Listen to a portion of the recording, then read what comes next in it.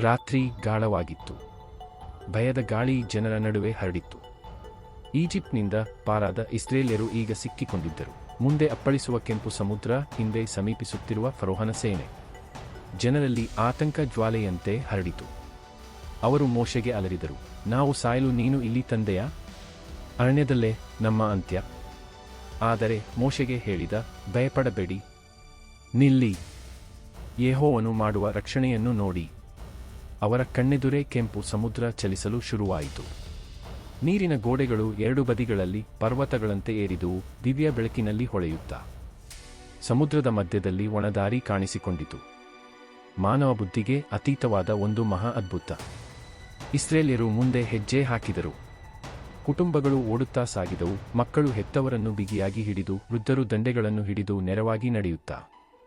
ನೀರಿನ ಗೋಡೆಗಳ ಅಕ್ಕಪಕ್ಕ ಮಿಂಚುವ ಸಮುದ್ರ ಜೀವಿಗಳು ದೇವರ ಆಜ್ಞೆಯಿಂದ ನಿಶ್ಚಲವಾಗಿದ್ದವು.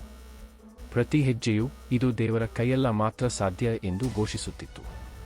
ಆದರೆ ಫರೋಹ ಹಿಂದೆಲ್ಲಿಲ್ಲ. ಅವನ ರಥಗಳು ಗರ್ಜಿಸುತ್ತಾ ಸಮುದ್ರದೊಳಗೆ ನುಗ್ಗಿದವು. ಸೈನಿಕರ ಕೂಗು, ಕುದುರೆಗಳ ಅಬ್ಬರ ಸಮುದ್ರದ ಮಧ್ಯದಲ್ಲಿ ಗದ್ದಲ ಮೂಡಿತು. ಆದರೆ ದೇವರು ತನ್ನ ಜನರಿಗಾಗಿ ಹೋರಾಡುತ್ತಿದ್ದನು. ಕೊನೆಯ ಇಸ್ರೇಲ್ಯನು ಎದುರಿನ ತೀರ ತಲುಪಿದಾಗ ಮೋಶೆಗೆ ಮತ್ತೊಮ್ಮೆ ತನ್ನ ದಂಡೆಯನ್ನು ಎತ್ತಿದನು.